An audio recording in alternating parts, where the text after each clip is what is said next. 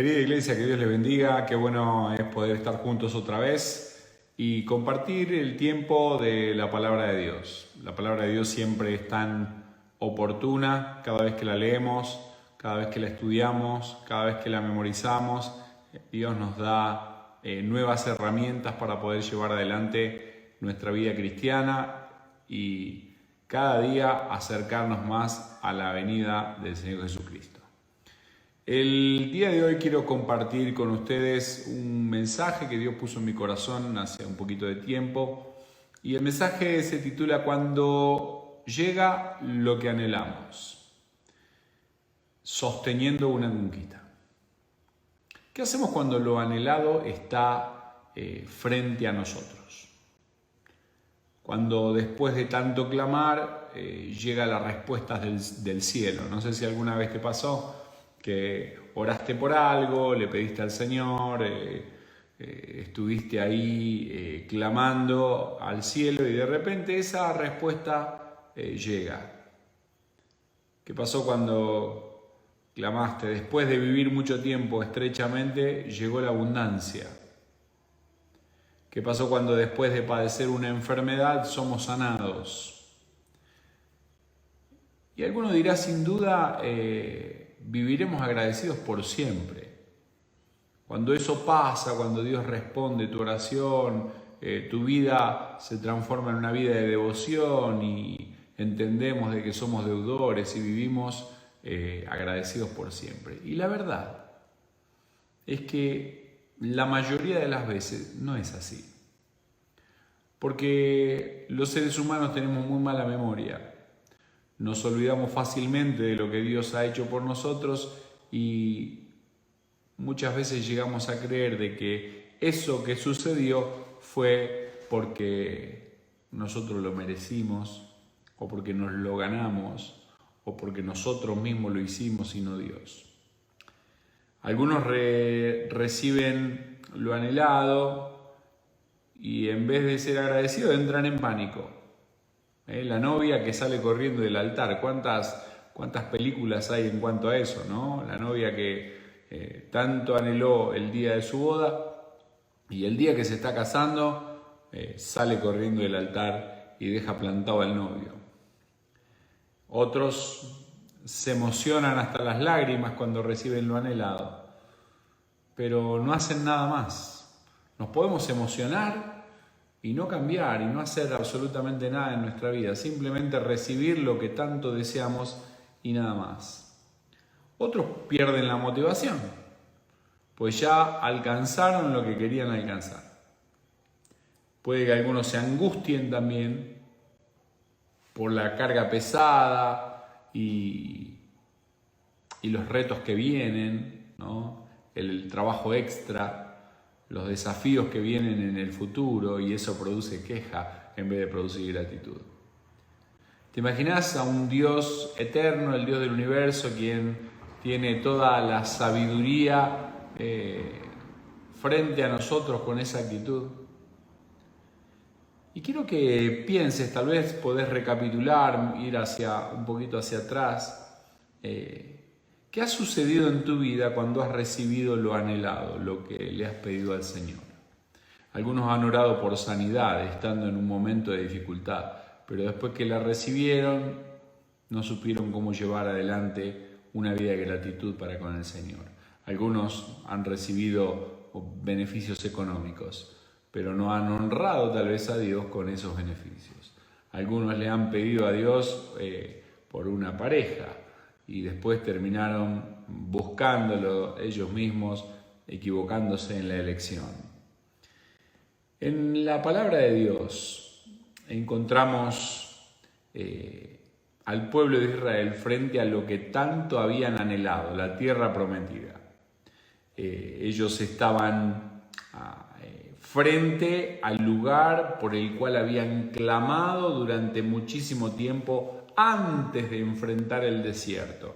Ese clamor que Dios escucha en el libro de Éxodo y envía a Moisés, ese mismo clamor se fue repitiendo por lo largo del desierto una vez que fueron liberados de Egipto, y y de repente todo eso por lo cual habían clamado ahora estaba frente a sus ojos. Y vas a ver a un pueblo con actitudes muy parecidas a las nuestras, ¿no? En el capítulo 1 del libro de Josué, y vamos a leer el libro de Josué. En el capítulo 1 Dios anima a Josué, esfuérzate y sé valiente, no tengas miedo, yo voy a estar con vos, yo te voy a acompañar, no te voy a dejar, como estuve con Moisés voy a estar contigo, no te preocupes. En el capítulo 2 los espías escuchan de labios de Rahab la ramera, quien terminó después siendo parte de la genealogía del Señor Jesucristo, que los reyes estaban aterrados al ver la mano de Dios proveyendo salvación al pueblo de Israel.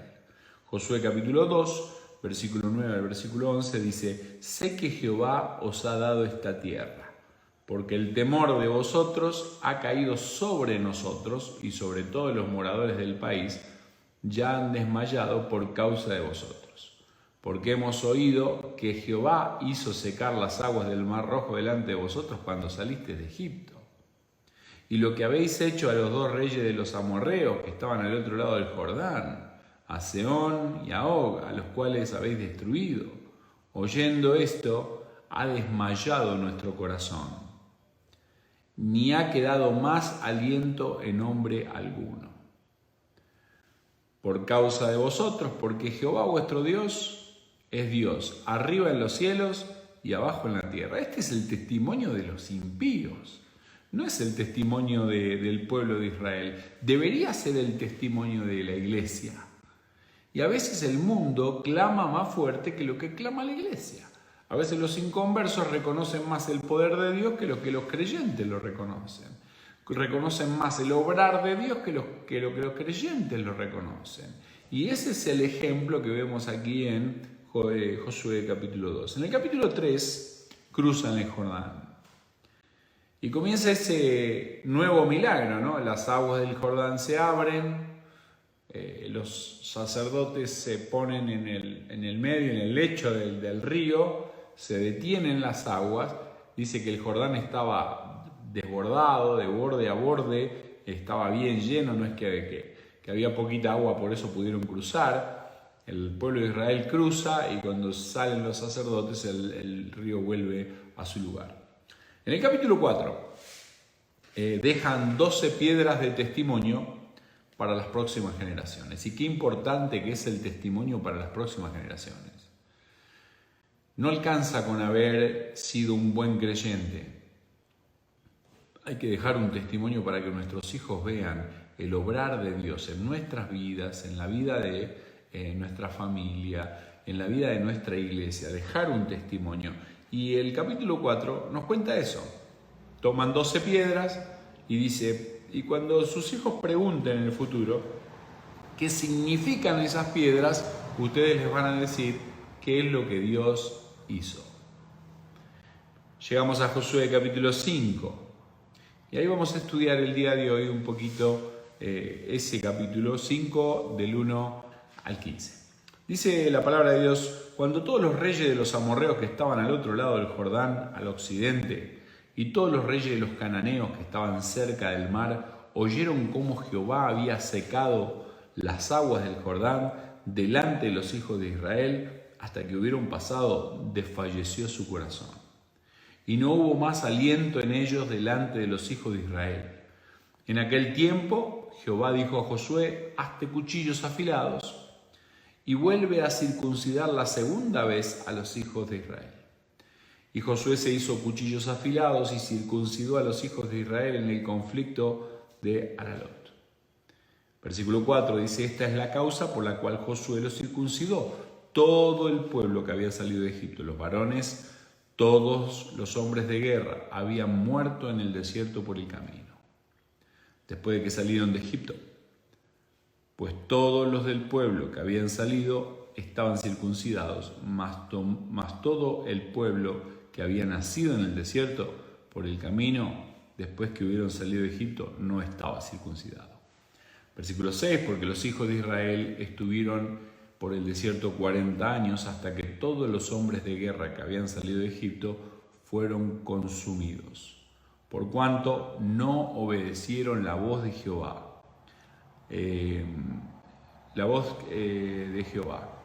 Por lo cual Jehová le juró que no dejaría ver la tierra, de la cual Jehová había jurado a sus padres que nos la daría, tierra que fluye leche y miel. A los hijos de ellos, que él había hecho suceder en su lugar, Josué los circuncidó, pues eran incircuncisos, porque no habían sido circuncidados por el camino, y cuando acabaron de circuncidar a toda la gente, se quedaron en el mismo lugar en el campamento hasta que sanaron. Y Jehová dijo a Josué: hoy he quitado de vosotros el oprobio de Egipto, por lo cual el nombre de aquel lugar fue llamado Gilgal hasta hoy. Y los hijos de Israel acamparon en Gilgal y celebraron la Pascua a los 14 días del mes por la tarde. En los llanos de Jericó, al otro día de la Pascua, comieron del fruto de la tierra los panes sin levaduras. En el mismo día, espigas nuevas tostadas. Y el maná cesó el día siguiente, desde que comenzaron a comer del fruto de la tierra, y los hijos de Israel nunca más tuvieron maná, sino que comieron de los frutos de la tierra de Canaán aquel año. Estando Josué cerca de Jericó, alzó los ojos y vio un varón que estaba delante de él, el cual tenía una espada desenvainada en su mano, y Josué, yendo hacia él, le dijo: ¿eres de los nuestros o de los enemigos? Él respondió: no, mas como príncipe del ejército de Jehová he venido ahora. Entonces Josué, postrándose sobre su rostro en tierra, le adoró y dijo: ¿qué dice mi señor a tu siervo? Y el príncipe del ejército de Jehová respondió a Josué: quita el calzado de tus pies, porque el lugar en donde estás es santo. Y Josué así lo hizo. Vamos a orar y pedirle al Señor que nos hable en este momento. Señor, gracias por poder estar delante tuyo. Y te pedimos que esta palabra que acabamos de leer y esta palabra que vamos a exponer el día de hoy sea una palabra de bendición para nuestra vida, de desafío, de reto, de crecimiento como iglesia. Una palabra poderosa, Señor, que penetra hasta lo más profundo del alma. Enséñenos, ministranos, ayúdanos a entender qué es lo que tú nos quieres decir. En el nombre de Cristo Jesús. Amén.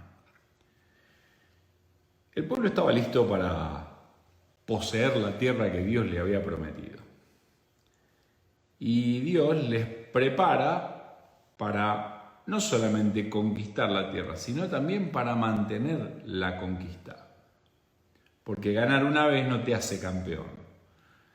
A veces los creyentes tenemos diferentes conquistas, vamos conquistando cosas en nuestra vida espiritual, pero el problema es que eso no nos hace campeones. El mantener las conquistas te hace ser más que vencedor. Y para poder mantener las conquistas tenés que estar aferrado al Señor. Tal vez lo podemos pasar a la vida cotidiana, ¿no? 1-0 en un partido no es suficiente si el segundo tiempo no ha terminado. Para poder ganar o para poder celebrar, hay que sostener la victoria. Y en la vida espiritual pasa exactamente lo mismo. Tenés que aprender a sostener las victorias, porque a veces los creyentes somos una de cal y una de arena. Tenemos una victoria y una derrota. Tenemos un gozo enorme un día y el otro día estamos re tristes, llorando por los rincones. Tenemos a veces victoria sobre la tentación, victoria en la lectura de la palabra de Dios, en la oración, y de repente con nuestros ojos pecamos, con nuestra boca pecamos y hacemos lo malo ante los ojos de Dios. Nunca es suficiente una victoria, tenés que sostenerla con el paso del tiempo.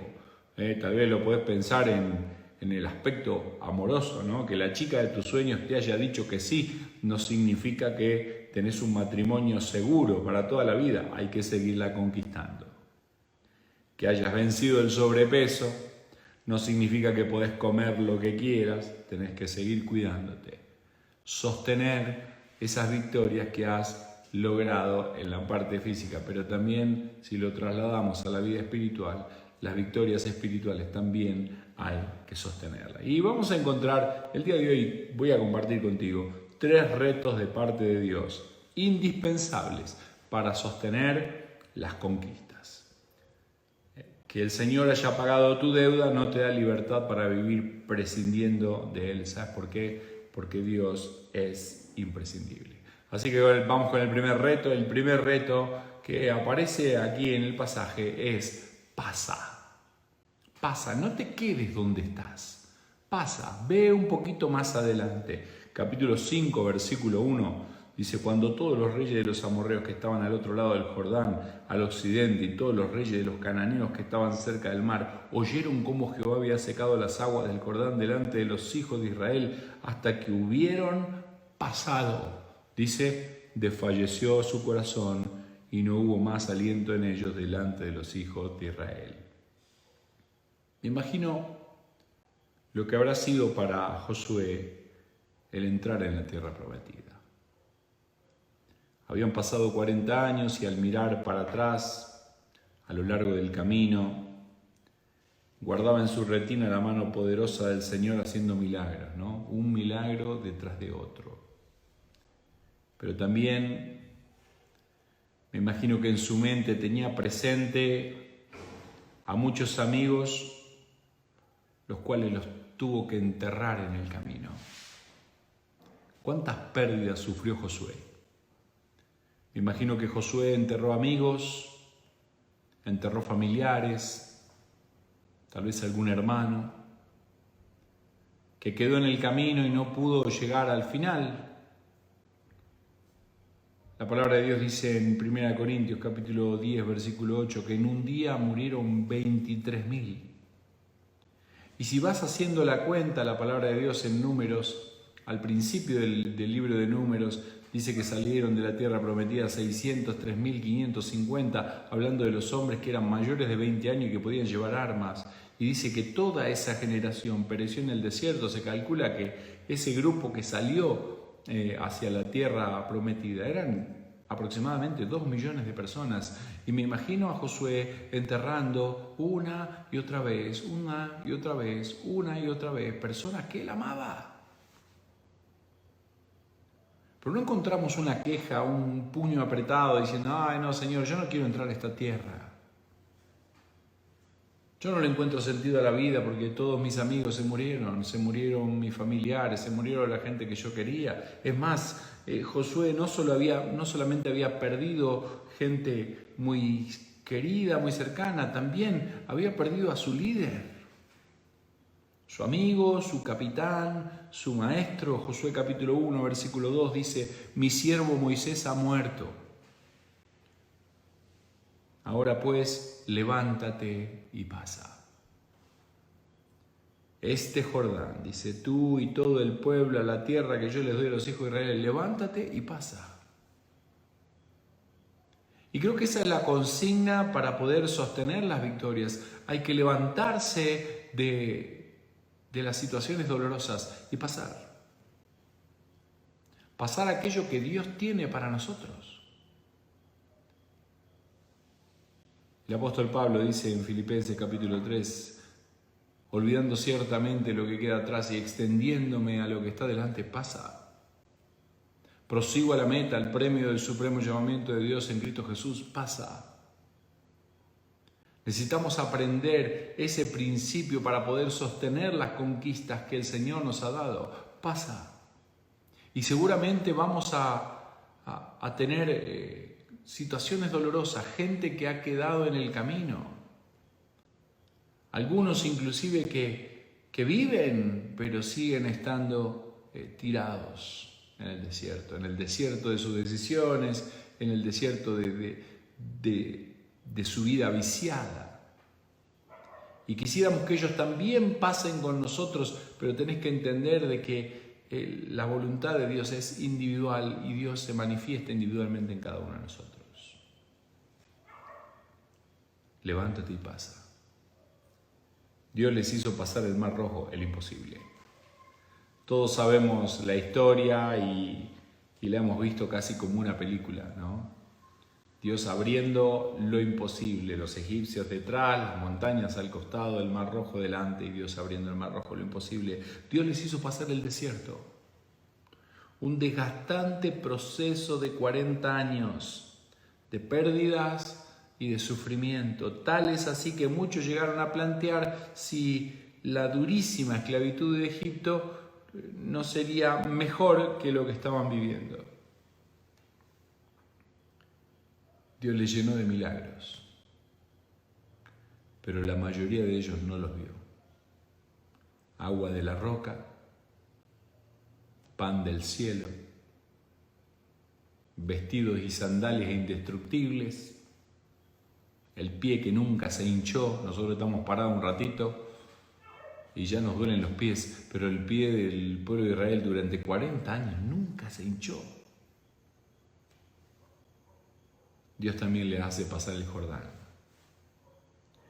Llegan a la puerta de la tierra prometida y Dios hace un milagro más, hace abrir el Jordán. Y algunas personas, algunos creyentes, minimizan el paso del Jordán. Porque dicen, bueno, a la par del paso del Mar Rojo, que es donde Dios pasa abriendo ese tremendo espacio de agua, sosteniendo la columna de agua. El Jordán era mucho más pequeño.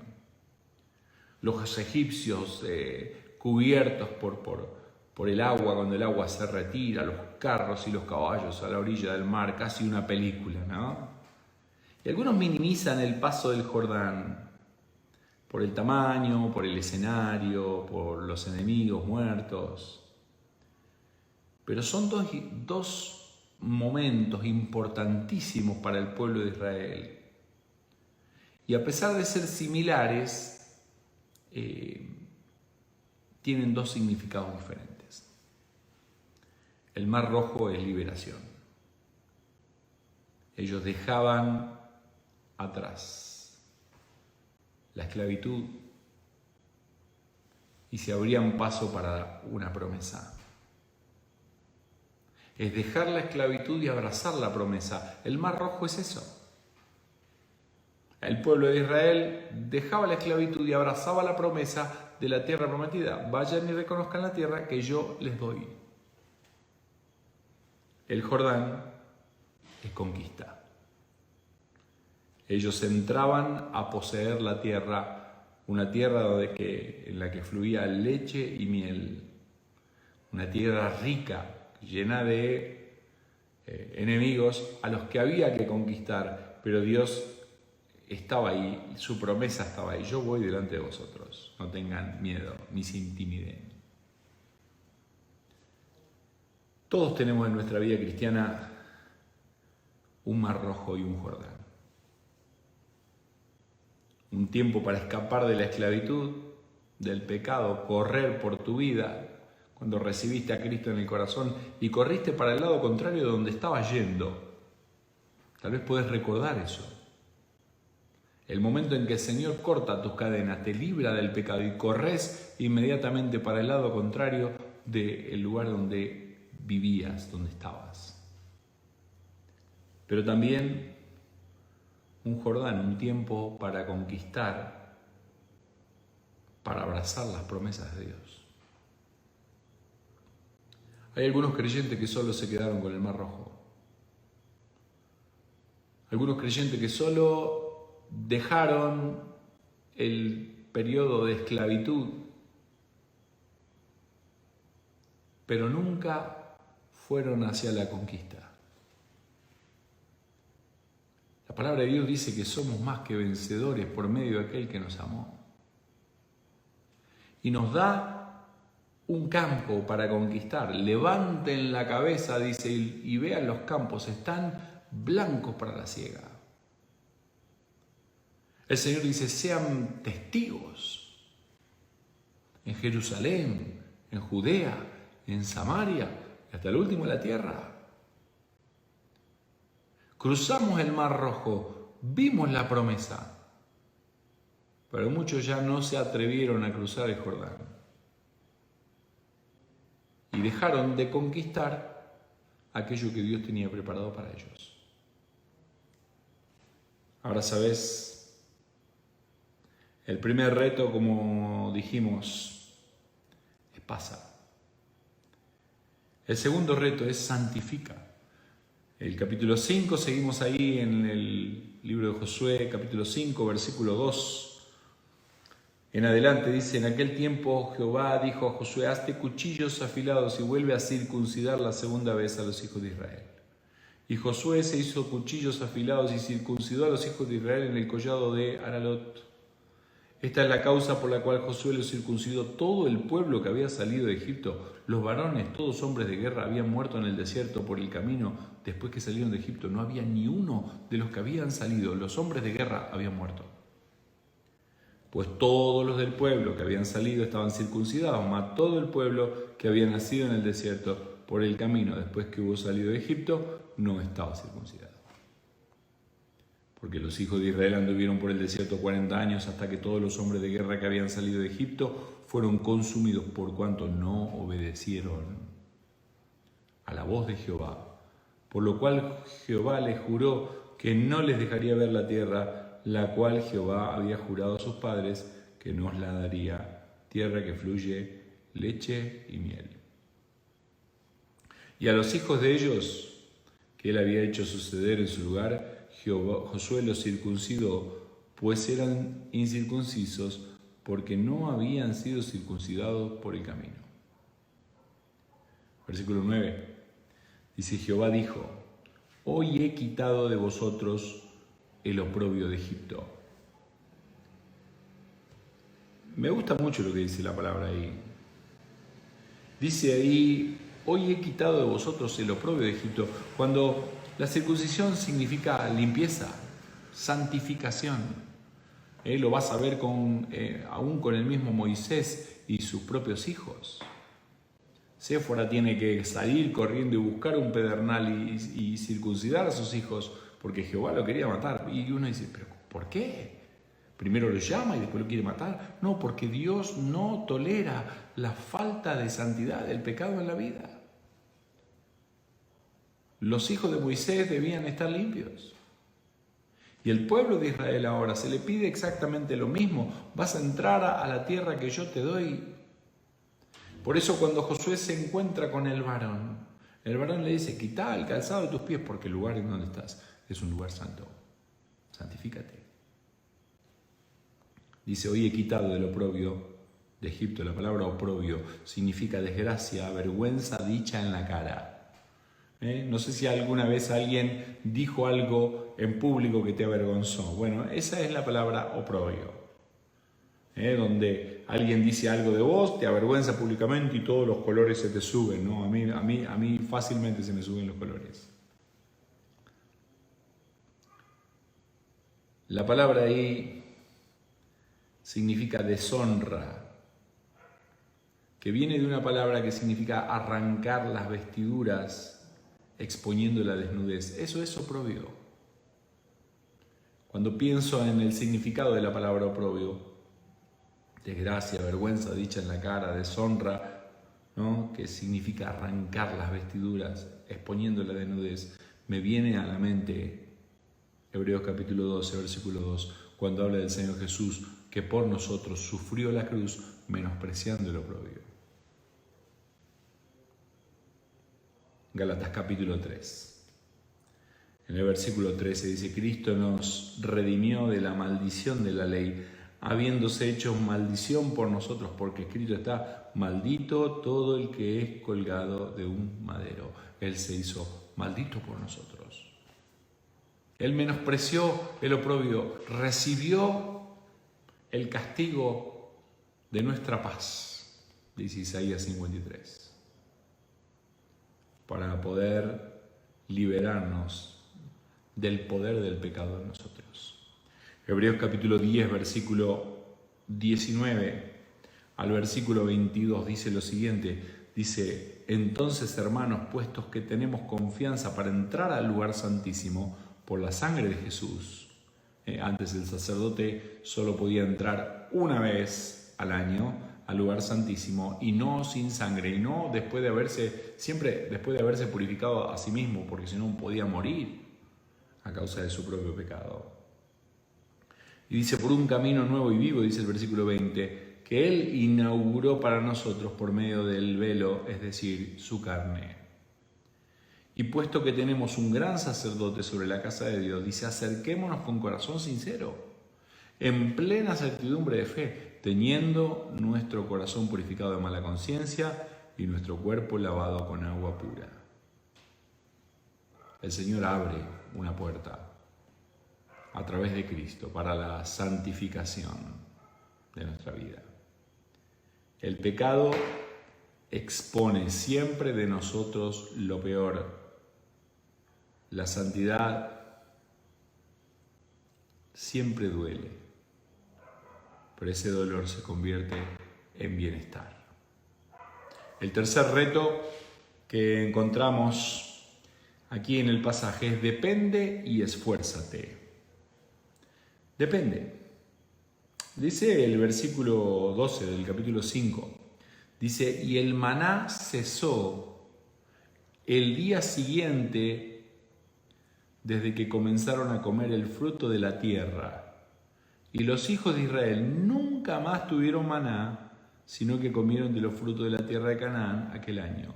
Me llama la atención ese pasaje. Dice, al día siguiente de que ellos cosecharon sus frutos, el maná cesó y nunca más volvió a caer.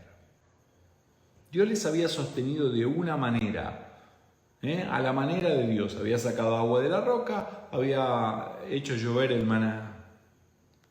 Y ellos tuvieron que aprender a depender de esa manera, porque las cosas son a la manera de Dios, no a mi manera. A veces los creyentes queremos que Dios obre a nuestra manera, como a mí me gusta. O hago una oración y si Dios no me responde, entonces me enojo con Dios. Si Dios no responde lo que yo quería que me responda, entonces le reclamo. Si Dios no me contesta como yo quiero que me conteste, entonces me pongo mal, me pongo bravo. Como si yo fuese Dios y Él fuese yo. Dios obra de la manera que Él quiere porque Él es soberano, Él está sentado en el trono. Él le enseñó al pueblo a depender de una manera y ahora tenían que aprender a depender de otra manera, porque la dependencia seguía ahí, había que depender de que llueva para que la semilla sea regada, tenían que depender de que la planta nazca, de que crezca, de que dé fruto, de que las plagas no se la coman. La dependencia continuaba. Era una dependencia diferente, era otro nivel de dependencia, pero seguía siendo dependencia en Dios. ¿Saben? Tenemos que aprender a no acomodarnos, a no acostumbrarnos, a siempre depender de Dios. Si estás en una mejor posición económica que el año pasado, no te acomodes, no te acostumbres, siempre depende de Dios. Dale la gloria a Dios.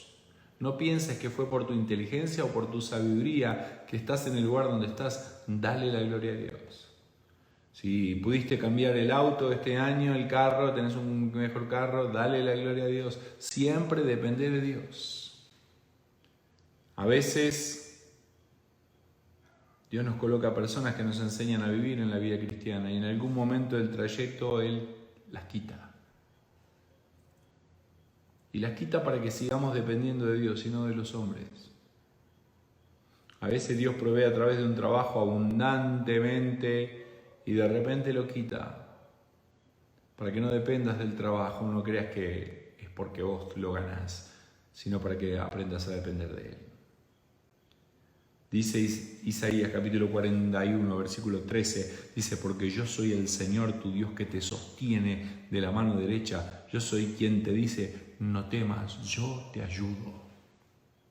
No te olvides de que Dios está ahí, que Él sostiene tu mano y la palabra de Dios habla de sostener de una manera firme, fuerte. No hay forma de que te caigas si Dios te sostiene. Si estás tomado de la mano del Señor, no hay forma para caer. Y dice, no temas, yo te ayudo. Salmo capítulo 16, versículo 8, dice lo siguiente, dice, a Jehová he puesto siempre delante de mí, porque está a mi diestra, no seré conmovido. Seguridad de que si Dios está ahí, no hay nada que me pueda conmover. No hay nada que me pueda sacudir, no hay nada que pueda remover las bases de mi vida. El problema con las pérdidas es que a veces nos hace hacernos las preguntas equivocadas, ¿no? ¿Por qué seguir? Yo he hablado con gente que ha perdido seres queridos y me dice, bueno, yo ya no tengo ganas de seguir. No hay razón para seguir, porque esta persona era el motor de mi vida, era la razón de mi vida. Y quiero decirte algo, el por qué seguir es Dios. El cómo seguir está en Dios. Los propósitos de Dios se cumplen y todo va hacia la dependencia de Dios absoluta en nuestra vida. Cuando nosotros dependemos de las personas o dependemos de un líder cristiano o dependemos de nuestros padres, que nuestros padres nos digan qué es lo correcto y qué es lo incorrecto, y no dependemos de Dios, estamos en un problema. Dice, he puesto siempre delante de mí porque está a mi diestra, no seré conmovido. Depende. Josué capítulo 1, versículo 3. Dice, yo os he entregado como lo había dicho. Dios ya lo había dicho. Y dice, mira Josué, no tengas miedo porque yo ya los entregué. ¿Te acordás que yo te lo dije? Y ahí está. En el versículo 5 dice, nadie te podrá hacer frente todos los días de tu vida. Sos más que vencedor. ¿Te imaginás siendo futbolista y no perdiendo ningún partido en toda tu vida?